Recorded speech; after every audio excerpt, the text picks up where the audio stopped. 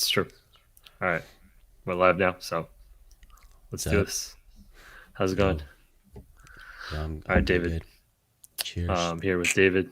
Gonna chat about some myths of FAANG tonight. Uh, FAANG, if you so don't know what FAANG is, what is it? Facebook, Amazon, there's two A's. Apple, Netflix, Google. FAANG.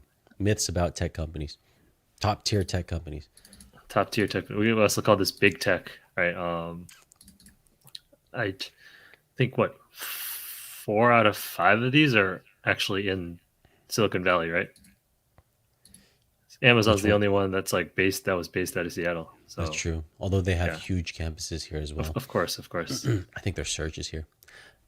And we should mention our background with these companies. So I've been working at Google for 8 years. How about you, Hanwen? Um, 9 years That's right. at Google so far, so I've been there a long Hanwen time. referred me. Yeah. Unfortunately, we don't have much experience with the other ones, but we do know probably more than the average person. Yeah, we have a lot of friends in the industry who work there, people who leave Google for these companies, people who leave those companies to come to Google. Yeah, it's very common in this industry. Yeah. All right, David. Let me pull up the first question. What's going on? So this is a common story. A lot of these companies offer free food as one of the perks. Mm-hmm, Is mm-hmm. free food there just to keep you working late, David? What do you think? My opinion, absolutely not. So we get hot breakfast at what, 8 or 9 a.m. We get lunch at noon. And dinner usually starts around 7, around 6:37. So That sounds pretty that's late to me. yeah, that's a long day theoretically if it was. However, in my experience, 8 years at Google, having worked on 4 different teams and having worked together with people from many, many, many different teams, Google is generally a 9 to 5 company, meaning you come in at 9, you leave at 5, which is generous because it's like that includes lunch too. So it's like less than 8 hours of work a day. I'd say 80% of people I work with are 9 to 5, and they don't work on weekends either. And so at 5 o'clock, I mean, you're not going to stick around 2 extra hours just for dinner. So you just peace out. How about you? What's your experience? Um, well, first of all, quick reminders like pandemic's been going on. I don't remember what this That's mythical right. free food that we're talking about really tastes like anymore. Because haven't been in the office in like almost 2 years. But I never really stayed around for dinner. I remember when I was commuting in the Bay Area, it would take like an hour on the bus each way, right? So just to ride the bus to kind of get to campus took quite a while. So I would wake up at like 6 or something, like get on the bus at 7:30, Mm-hmm. just to get there right like at 8:39. It depends on traffic. And then if I didn't right like leave right to get on the bus at like a reasonable time, I would end up getting home at like 8 or 9, right? Yeah. So I wouldn't really stay. I never really stuck around for dinner. Yeah. So I would say the food is really not there to keep you working late. The food is there that if you happen to be there working, right, Yeah. you might as well grab dinner. You know, Yeah. What a lot of like people do it's is yeah. I mean, what people do, they'll finish work at 5 ish, and they'll go to the gym or something for an hour or so, or they'll take a class or whatever, and then they'll get dinner after that, and they'll take it to go. They won't even eat it. They'll just take like a literally to go box, put the dinner, in, and they'll just drive home. Um, so that's like one of the main use cases for dinner. Also, another thing is a lot of engineers, they don't work 9 to 5 because they like sleeping in, and so they won't get to work till like 11 a.m. Like they'll eat lunch shortly after, and then instead of 9 to 5, they'll do like 11 through 7 or so, and they'll eat dinner. And so that's when I feel like dinner is most often used, and it is not all the cafes are open for dinner. Maybe only like 25% of them are open for dinner, just because there's so few people there. Another time I go for dinner is when I invite people over to Google. Just invite friends. We'll just like go to Google. We'll play ping pong. We'll raid the snack kitchen, and then we'll get dinner and we'll peace out. Yeah, it used to be pretty different though, right? So so if you remember, like Google's pretty big these days. Back in the day, Google's a lot smaller. Like people would just like, first of all, they would be working a lot later because Yeah, this is just a smaller company, right? Like yeah, not as well, not doing as well as it is now. And then people would just like bring their entire families for dinner. yeah, Over time, that just doesn't scale, right? Because Google's mission isn't to feed like every employee and their families, right? It's kind of organize the world's information. So mm. I think they cut back on a lot of these things. There were policies added. Yeah. Guidelines. Two guests per That's right. month. Now I That's break right. that guideline almost every month. Oh my Maybe goodness, if HR is watching this, then I don't. But yeah, that makes sense. yeah, of course. Um, I guess I do want to add one more thing, right? Like the the whole point of kind of perks is to basically attract and retain your talent, right? Because when you're talking about these software companies, basically like, all the work is done on computer. Like you don't have like a construction vehicle. Like all your assets are basically just people, right? Yeah, yeah, So you kind of have to go out of your way to make sure you're treating your people right, and keep in mind that these people are not idiots either, right? So if they feel like you're kind of quote like taking advantage of them by tricking them into working late by providing some dinner, like it just doesn't work that way. It's no, it's really there to kind of more like facilitate things yeah, versus yeah. force any Uh, behavior. There's no like clocking in or out either. Google doesn't even know how long you're at work, and your bosses are probably leaving at 5 p.m. anyway. So it's like, what are you gonna do? It's not like we're locked in campus either. Like if we want to eat on campus, we eat there. If we don't, we don't. Funny thing about Google is I actually like you think with all the cafes there in the office, you eat with your coworkers lunch every day, but I usually eat lunch by myself. I know a lot of people do, but anyways, I don't want to go down that road. But yeah, I just have problems. I also have eaten many lunches just at my desk because, Oh, yeah, that happens a lot. yeah, it's just if you want to get your work done, right, and like go home, then sometimes you just don't have time to like spend an hour eating lunch. Yeah, All right, should we move on? let's do it. Let's move on. Okay, so this next big question we get is everyone you've worked with a genius at these companies? So I think yeah, I want you to take this one first. I'm curious about your opinion, and one reason why I'm curious about your opinion is you're a lot smarter than me. So you probably better gauge of this than me. Uh, I don't know what you mean by that, but first my point would be like, what are we talking about when we say genius here? What do you feel like that means? What do you mean by you're smarter than me, David? I'd like you to elaborate. I feel like you think a lot faster than me, and you pick up things a lot quicker than me. I have to sit down and process things a long time. That's one way I gauge intelligence.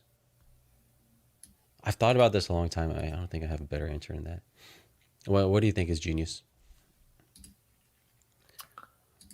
What do I think is genius? I think genius is like a very specific talent that has been honed over time by hard work. So if you're like truly an expert, world class expert in something, then you could use that word interchangeably.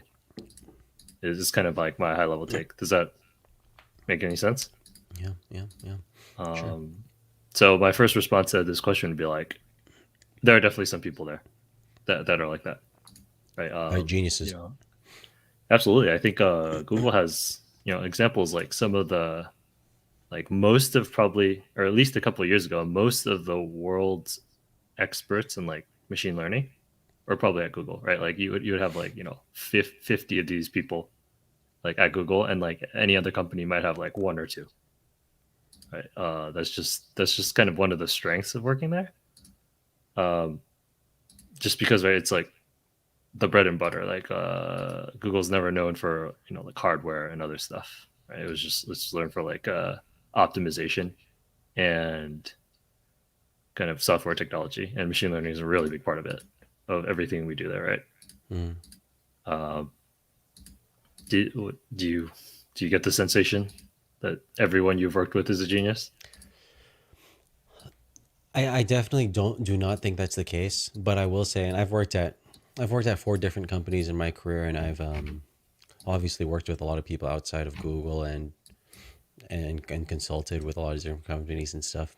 I'd say the average employee at Google is definitely higher caliber than at other companies. I'll also say at the top end, you come across people at Google where when you're talking to them, you're just like, this person's from a different planet. Like there's high performing people, and then there's like ultra high performing people, and then they're just like gods. And there's plenty of gods at Google. That said, like it's a big company, like we have what 120,000 people. Not everyone can be great. I've worked with my fair share of people who are I would honestly say low caliber.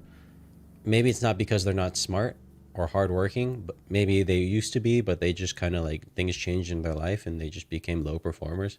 Or maybe they snuck in, but like, yeah, I'd say the average is there. There's definitely plenty of low performers. It wouldn't be a stretch to say like 20% of the company could be low performing. But the average is good. And did you want to add something to that? Um, I would probably say like you know everyone there is probably like talented to some degree, right? Because performance is like not 100% representative of talent. Like it's just like you said. Maybe you have like like especially like let's look at last year. Like maybe you have someone in your family sick, right? You got to Yeah, take care of them. Like yeah, now, it totally. doesn't matter how talented you are, right? Like you can't perform to the best of your ability then, right? So Yeah, yeah, um, the good thing about Google is like you have some flexibility there, right? Like yeah, company tries to ensure that if you need some time off for that, then you get it. So everyone kind of gets a chance at least um, to right like stabilize. yeah. I feel like there's two things that have changed more recently with Google that probably bring the average down. The first is that I think our interview process is actually not no longer special. It's actually quite like standard compared to other companies. Like the question banks and all that stuff. It's like it's not. There's nothing revolutionary about them. And that's been a relatively recent change. And so when you're asking like relatively standard or basic questions, then I feel like there's a higher likelihood to get people that are not like ultra top tier caliber.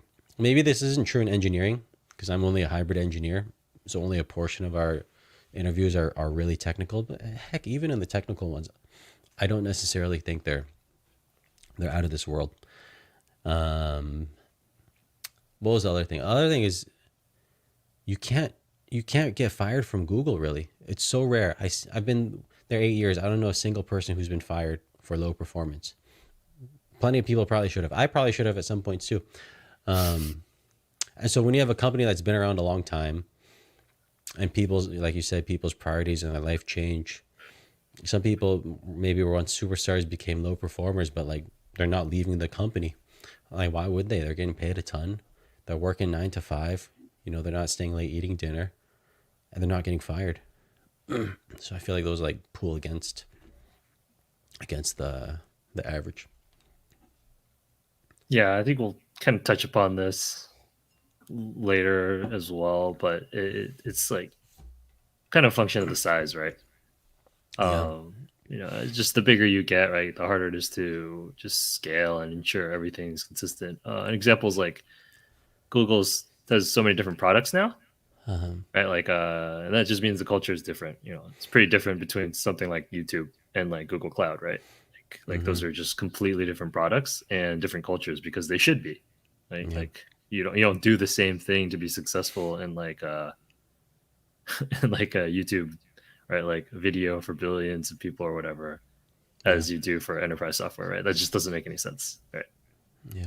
Yeah. Yeah. Yeah. So I think yeah, there's just more diversity as well, um, in terms of hiring. But I think because so many people have also left Google, right? Those people help propagate the culture at other companies too. So like you were saying with the interview, like a lot of that could be influenced, right? Because people who understand how Google work, then bring a little bit of that to other companies, and now you just have like this dissemination of information, right? So that maybe the interview process isn't that special anymore, right? Or like you kind of understand how this runs, right? It's basically like not like a secret anymore, you Yeah. know? Yeah. I feel like Facebook is like Google 2.0. Like when people talk about the culture there, there's just like so many things that's like, oh, that's exactly what we do at Google. Yeah, that's Yeah. right. I think like one example is like their performance management system is just like a copy of Yeah. Google's initially. Obviously, it's like unique now because so much time has passed. But like in the beginning, it was just like, let me copy and paste that, right? Yeah. Like we'll just do whatever they're doing, kind of thing. That's right. Yeah. They use the same leveling system. Yeah, L2, more or L3, less. L4, L5. I That's walked right. by a Facebook building the other day and it was like, I thought it was a Google building. I didn't know until I walked right up to it. I was like, oh, it's a Facebook building. Oops. So yeah. Yeah, if you've ever been to Tech Corners in Sunnyvale, like all the buildings look the same. They just have different logos on them. Yeah.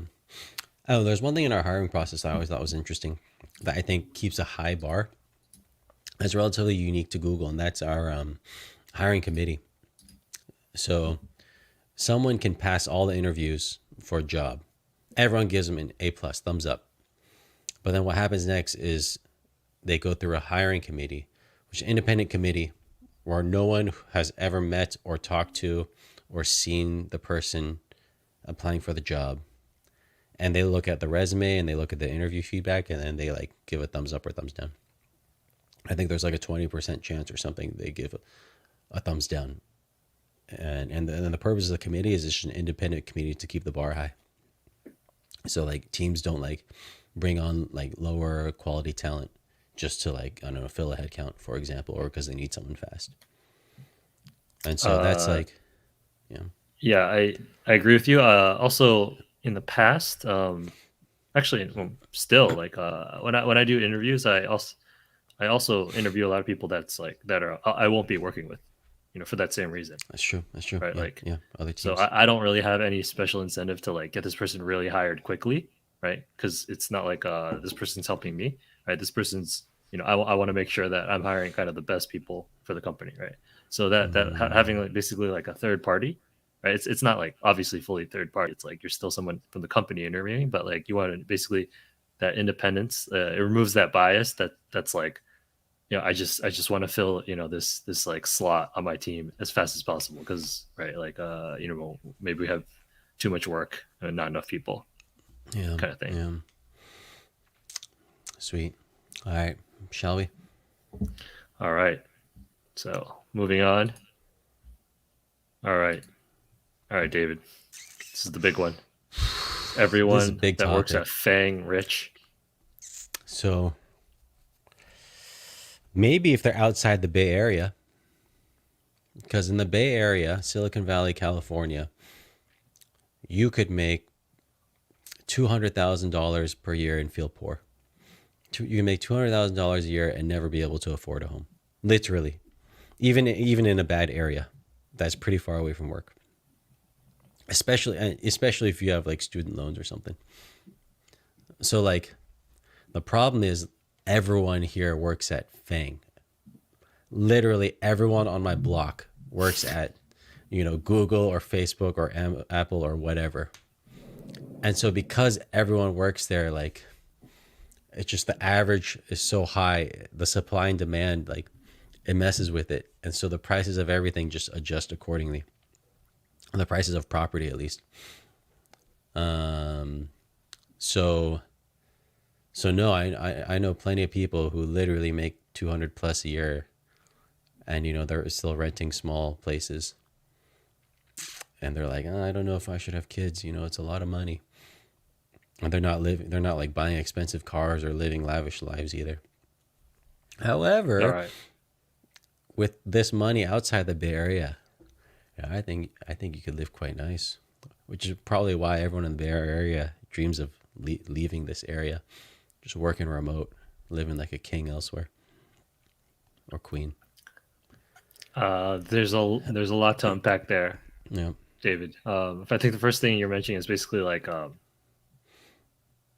it's possible that everyone that works right like at FAANG has a high income, right? But maybe they're not wealthy yeah, because the cost of living is just so high in a lot of mm, these major cities, right? Like San Francisco, yeah, absolutely insane. I think it costs like $4,000 or something for like a one bedroom to rent. yeah. And a house there Yes, would be like $3 million, for example, like an average yeah. house.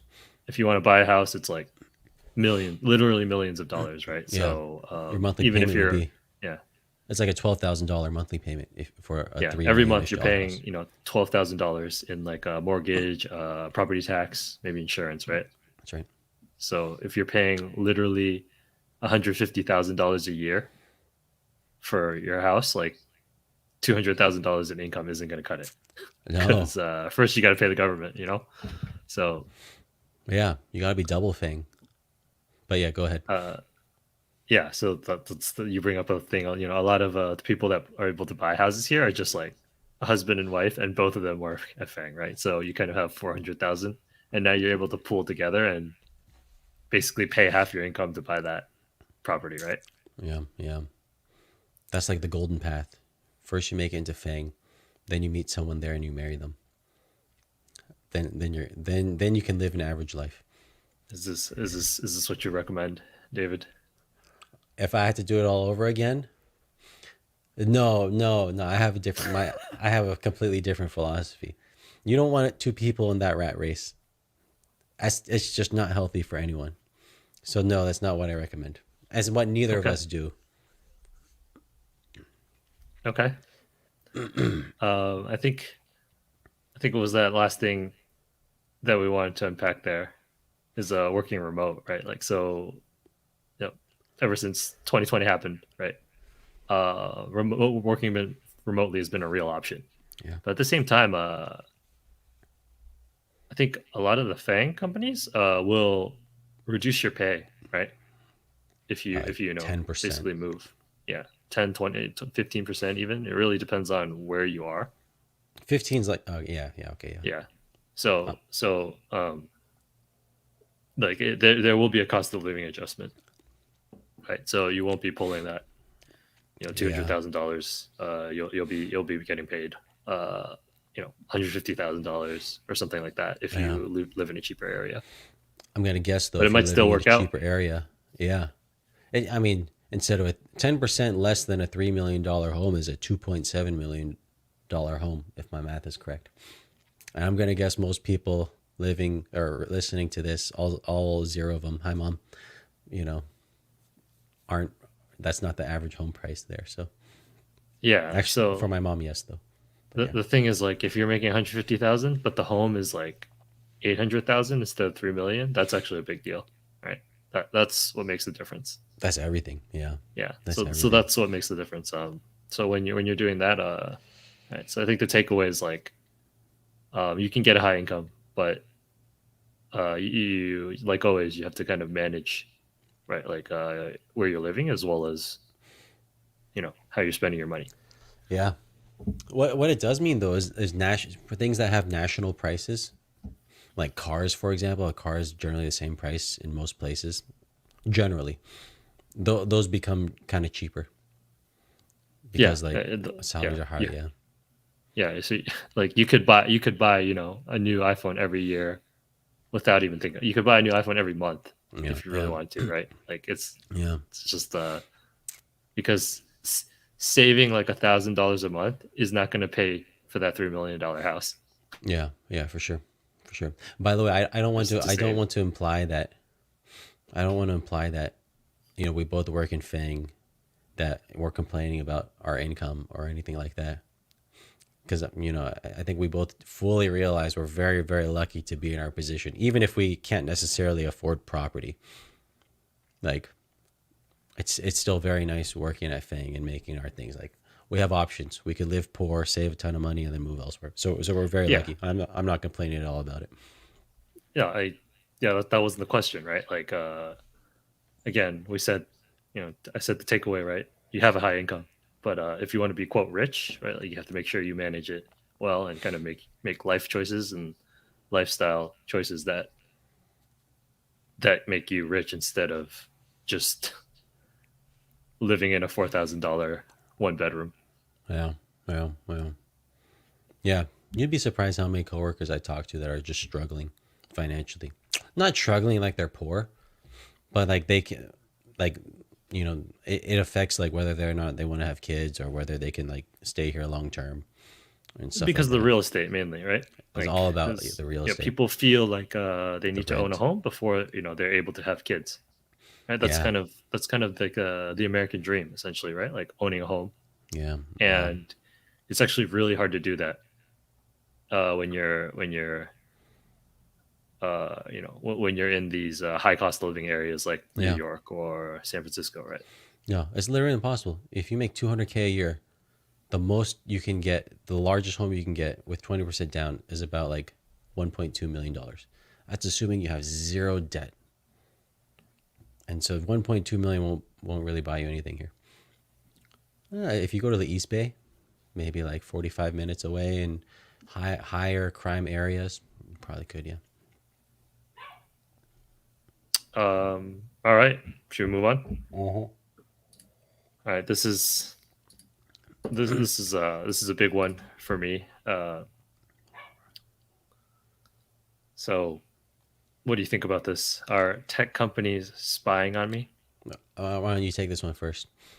All right, so let me just frame it. I whenever I'm on reading like articles, you always have the comments at the end of the articles. Like I always see stuff like, what is the favorite thing people like to say?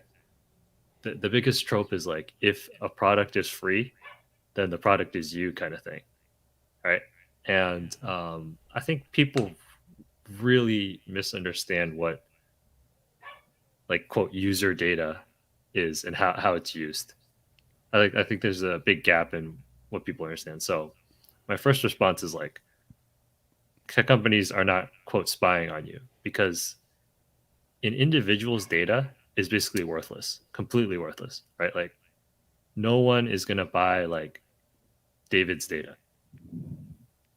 When the data becomes useful, it's actually when you have right like millions of records and then you aggregate them to say like, hey, we have a million people that kind of visit websites like David, right? And they're interested in knives. Right now, I go to some kind of like a knife retailer, and I can say like, hey, we have like a million people interested in knives. Do you want to advertise to this group? And then the knife retailer would be like, yes, I do. Right. That's that's what your business model is, right? It's never like, oh, I'm going to sell an individual data because that just means nothing. The only value that like I don't think you would be even be able to sell it because no other company would be able to like parse that information. You know, they're just not set up to do so. How about when people say, like one day they start talking about something with their friends or something. Maybe they start talking about like tennis or whatever, and then suddenly they get a bunch of tennis ads. Does that happen? Everyone I talk to mentions an example like that. They talk about tennis And this is like, and like hmm and they never like search about tennis or anything like that.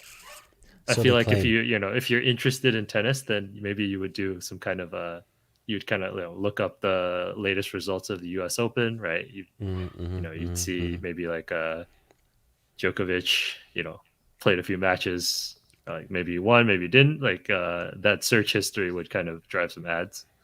Um, or do you feel like no one ever searches for that kind of information? They're just like only talking with their friends about it. Well, people always claim it's always over audio, and this is like these are people with like Google Homes or like their cell phones are listening or whatever. Hmm. Maybe they just don't realize that they're probably searching for it as well. Um, because actually, I mean, I'm pretty sure the Google Home's not listening, but like I don't know for sure. Like I've never like read it, like looked into it, but I You've have never tested it, read what?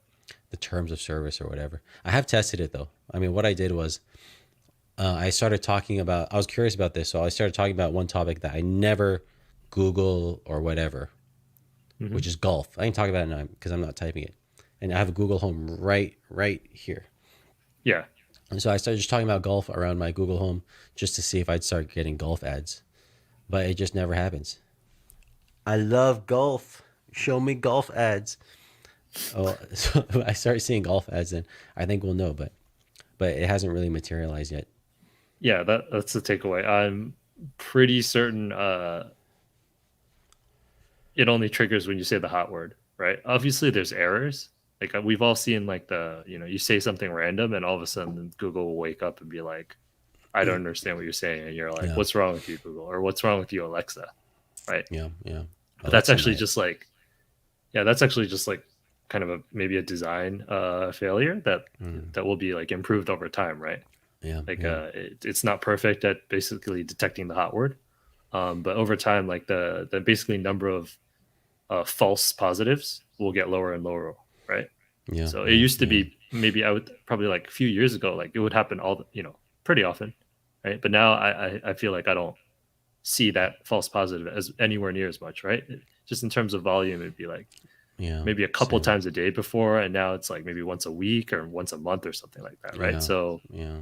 the hot word detection has been significantly improved, And the and hot word would be like, okay, Google or something like yeah, that. like you'd have to say that specifically to trigger it and then like ask it something, and as soon as Yeah, you ask it something, then like yeah, it's going to show you ads about that for yeah. sure, Mine got triggered, so I'm not gonna unless talk you about opt it out. anymore.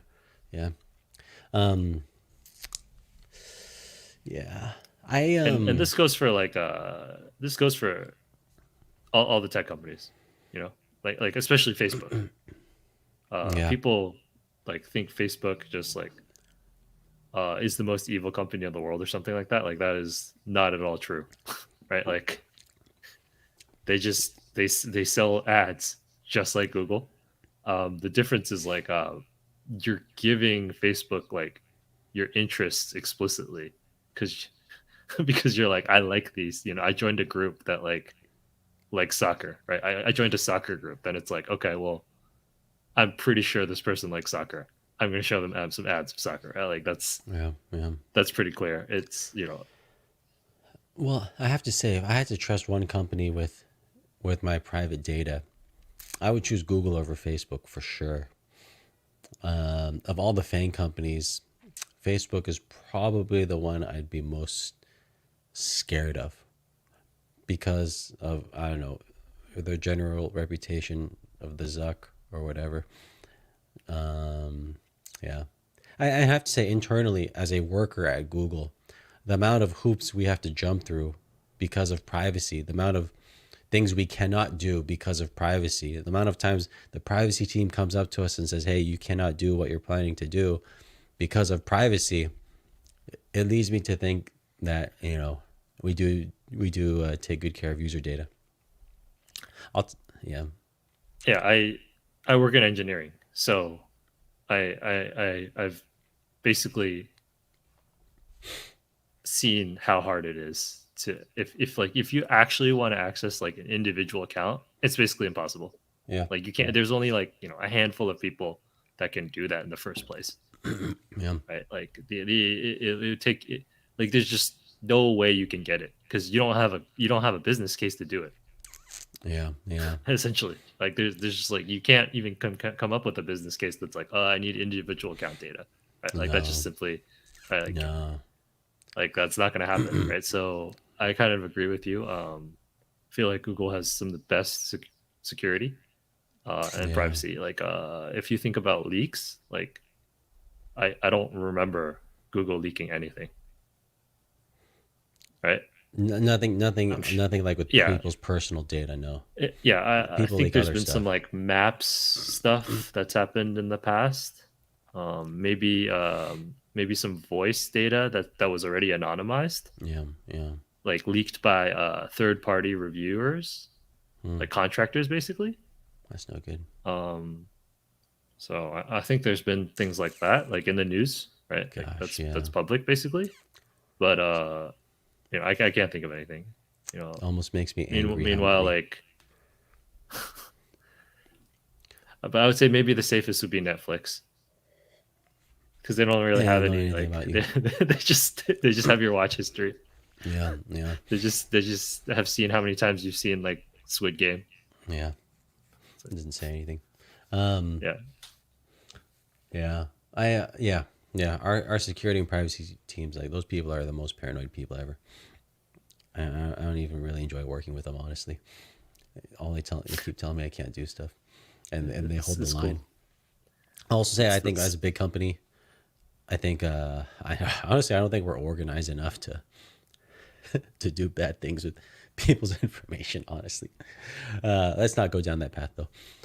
yeah. I think it's so difficult to do that like individual actors just aren't able to do Yeah, anything. Like you wouldn't be yeah, able to like do that no, you would need some kind of like massive operation. It's just like basically infeasible. yeah. It'd have to be like Ocean's 11 or what. I haven't even watched that Yeah, yeah. movie, You need but you yeah, would need like a team to execute like very cleanly with like a yeah. long plan.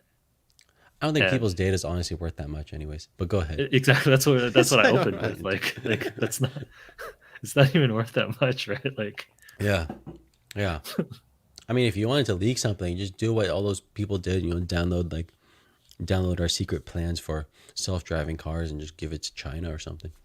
Make ton more money like the that way. Uber guy, Yeah, Lewandowski or like whatever. Lewandowski. Yeah, yeah. Like if Yeah, that would hurt the company way more than like individual user yeah. data, which Screw the user data. absolutely is like it's not worth much in the first place, and it's like impossible to even get. Yeah, that's such a low quality crime too. Like it's like the lowest tier of crime. Like Yeah, like if people think that someone is interested in kind of seeing like your name, right, and like your address and yeah, all this information that's like half public anyway, right? You just go to like yeah. yellowpages.com or Come on, something. it's Like not that hard. if you Yeah, think that's gonna like be valuable to sell, then you're basically wrong. yeah. I mean, what kind of street cred would you have like in jail?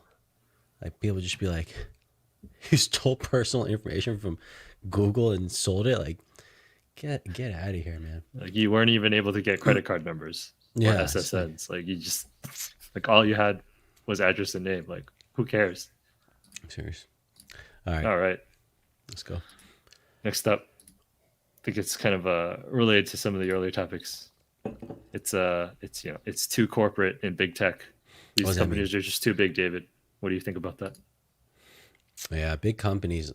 I remember one time you told me like one of the hardest things to do is scale. I don't know. That always stuck out to me. Like it is so hard to scale. No, you have to scale your processes. You have to scale your people. Like I, I don't even know how companies do it. We're at 120,000 employees. I'd I'd have to say, check the latest.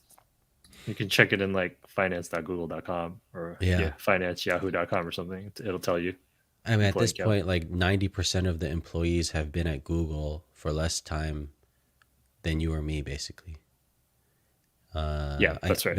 We have a website that says it. I can't remember the exact number. It's probably around 90%. Um, the culture has changed a lot. I think it has definitely gone the more corporate route over the years since 8 years ago.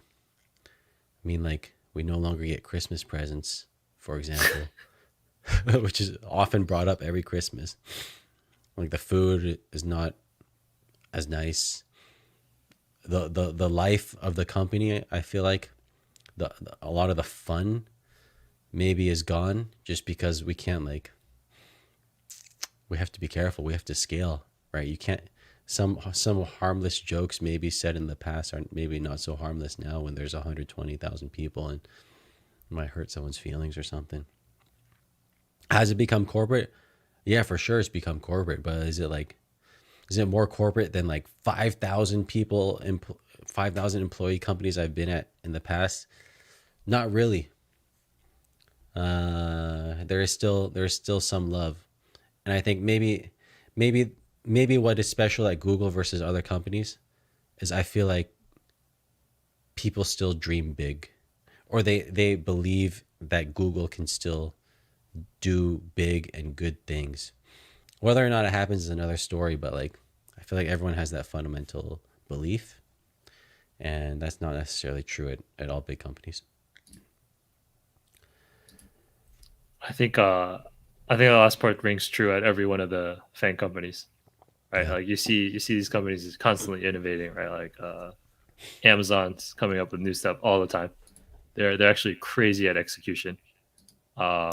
yeah, Obviously, that's super Facebook impressive. has done extremely well, right? Their motto is like what, move fast, right, and break things, of course, but moving fast is something they've always done. That's why they had a Apple big outage recently, but yeah, consistently has had basically the best design, right, of like hardware, some of the best execution, best supply chain for I want to say like 15, 20 years now. You yeah, know, Netflix has grown from literally like DVDs to like this huge entertainment industry, right? Like now they're moving into games, you know. mm, So I think yeah, big tech in general, like always dreams big. yeah, Um, but the corporate part, at the end of the day, yeah, I've said before, like scaling people is so hard, mm-hmm, you know. So culture is what's supposed to help you scale, but that can change, right? Depending on if you know hire people from other companies, right? Hire people from different backgrounds. Then you just maybe have miscommunication, and then you have like misalignment because like again, you do have a more diverse population, but there's now confusion, right? There's miscommunication. People don't get each other as much, yeah. and Bunch of teams building the because same of that, stuff. absolutely, because of that, now you need like more policies, right? More governance, essentially, right? And people don't have as much freedom to do whatever they want just because, right? Like that's too risky. So I feel like that's what causes like corporatism Yeah, or whatever we want to call it, right? Like this formality when you scale and you just can't do it effectively because it's just so hard to work across so many people in the first place. yeah, yeah, yeah. We do have a lot of internal processes, approvals you got to get if you want to launch Yeah, something. yeah, You gotta get like it's 40 just more and people. more, right? Yeah, yeah. And I mean, Facebook, what all of Facebook's assets went down the other day, right? Mm-hmm. For like 4 or 5 hours or something. Like they're probably going to implement much more stricter processes because of that, right? Yeah, Like yeah, yeah, they're at the size where like you can't have outages like that. yeah, Like yeah, I don't know how much money they lost from being down for that much, but it also the biggest thing is like losing your client trust, right? Because like yeah. businesses rely on your platform to do ads, right, or like marketing and stuff like that. And if That's you go good. Yeah, down, like it's not a good look for these businesses that depend on you essentially. So even if you're right, not making money, that's not even the big thing. Like if you lose trust, like then you lose customers. That's what really is a long yeah, term problem. yeah. I'm curious for the teams you work on. Like, do you feel like people are incentivized to make things more corporate? I feel like on my teams, like coming up with new guidelines or policies that scale what is what gets people like promoted. So it's kind of like an incentive that makes things more corporate. I don't feel like that's specifically rewarded at all. Okay. I think new processes that help scaling are always good though, Yeah, right? yeah, Like you kind of have to do what you need to do to solve a problem, I guess. and you just want to understand if the problem's like due to technology or due to like people being not efficient, right? Yeah, Because yeah, the yeah. way you apply solutions there is very different. Mm-hmm. It's a lot easier to like solve something with technology than like try to get a bunch of people to change their behavior. Yeah, yeah, yeah. And that applies to like people, no, that applies to all people, right? It's not just, it's like nothing special about big tech companies. Like just changing Yeah. behavior is really hard.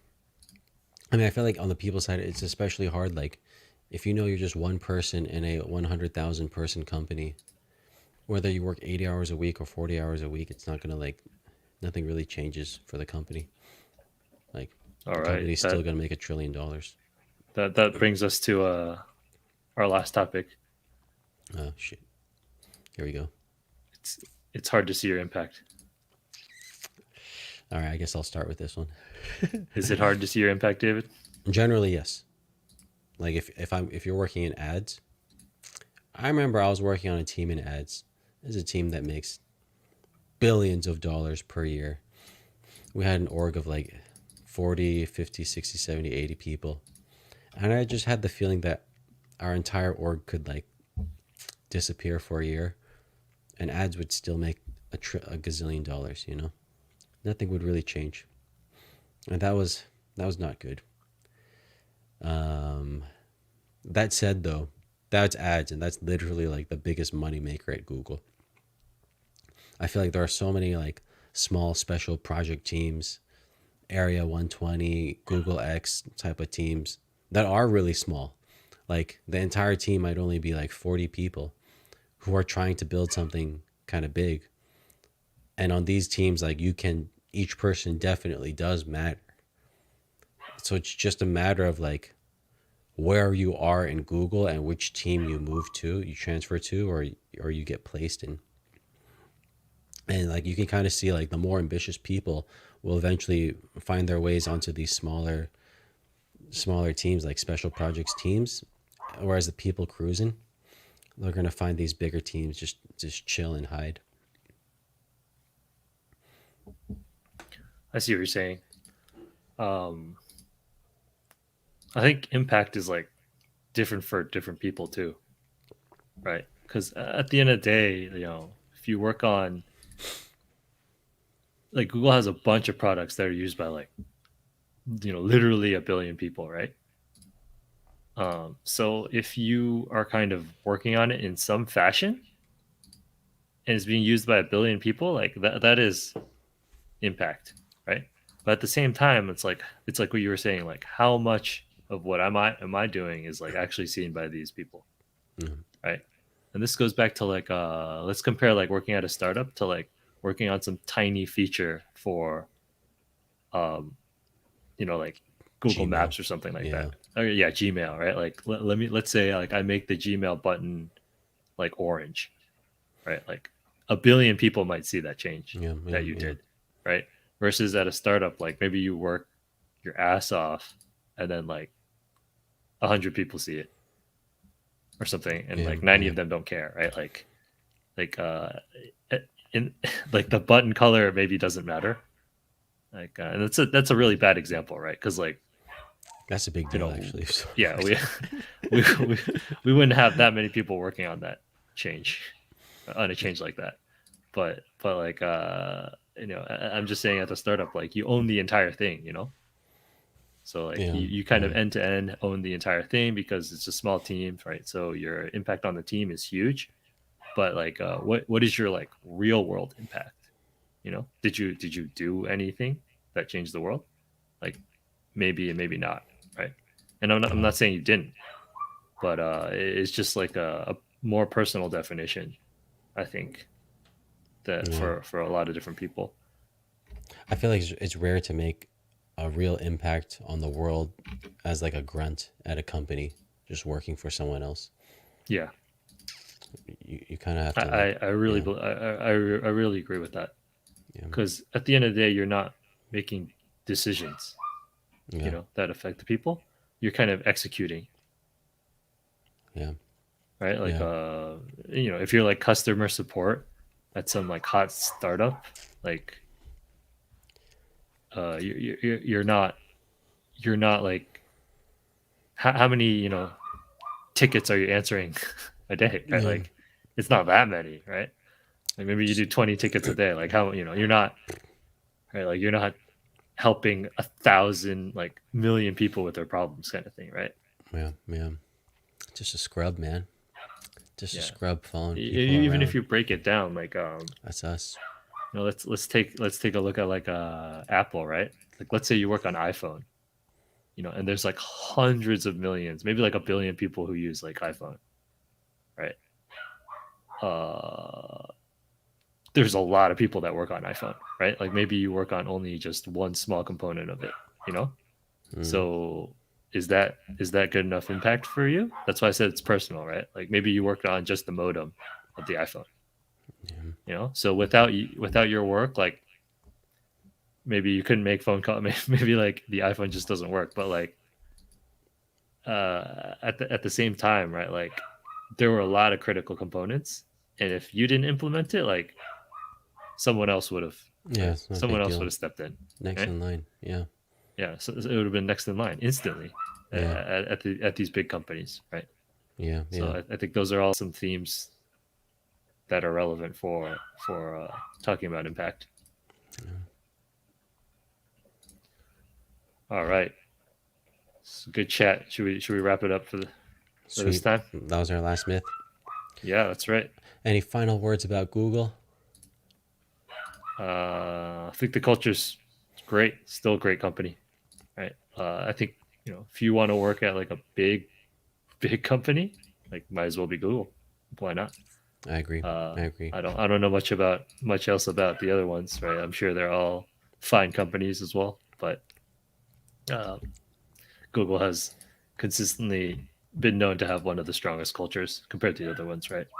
I mean, I remember like a New York Times article about like people just crying at Amazon, or like people don't get bathroom breaks or stuff like that. Like I don't know what that's all about, but that doesn't sound as fun, right? No, no, not at all. So No. yeah, that's the quick takeaway from these myths in summary. Yeah. Yeah, no, Google's great. Is it perfect? No. Could it be improved? Yes. But are Absolutely. there better companies out there where you can make this kind of money with this kind of work life balance, with this kind of culture? I don't think so. I really don't. And I have a lot of coworkers who have left Google for other FAANG companies. They've come back, or they've come from those companies to start with. And Google kind of the place to be. Um, so yeah, I feel like Facebook could come up to me tomorrow and be like, "Hey, I'll offer you an extra, $100,000 a year if you come to Facebook." Like it would. It's not an automatic. All right, peace out, Google. It's like, what are the things I'm gonna miss out on? Like, what am I selling my soul to? Like, if I'm gonna sell my soul to a FANG company, it would be Google. It would be Sundar. Sundar's the man. Would it be the Zuck? I don't know, man. I don't know. Yeah, Bezos? I don't know. it's okay. Elon? He's Yeah, retired from he's out. Amazon now. Yeah. Elon Musk? Yeah, that's cool, dude. Sure, Yeah, sure, he sure. definitely yell at you. Yeah. Yeah, he'd Netflix? definitely yell at you for not working like 100 hours a week. That's right. Netflix? Maybe. Apple? Do you think I could wear a shirt like this at Apple? Like I wear this Probably. shirt at Google all the time. Oh, if it said it was Appled, or I don't know what the equivalent I for don't know Apple what is. Apple does, man. You cannot make a shirt. You could not work at Apple and use like a Google phone, for example. Whereas Yeah, half of our employees, that wouldn't make no, any sense. no Yeah, way. you would use an iPhone. Yeah, of course. Half of our employees at Google, more than half, probably use iPhones. And I literally wore this shirt at Google all the time. Not fired yet. And like someone could come in for an interview at Google and wear this shirt, and like most Google employees would be like, "Oh, that's actually pretty cool. This person's funny. I like that." Like it's not. They wouldn't get. It's not. It would not. They would not lose points for it. And I wouldn't Apple, dock any points. no I'd be way. like, Me "Did you neither. work at Microsoft? Like, tell me about your story." Yeah, absolutely. Yeah, yeah, yeah. Only Google. It's Yeah, beautiful. Yeah. yeah. It's the confidence there. Yeah.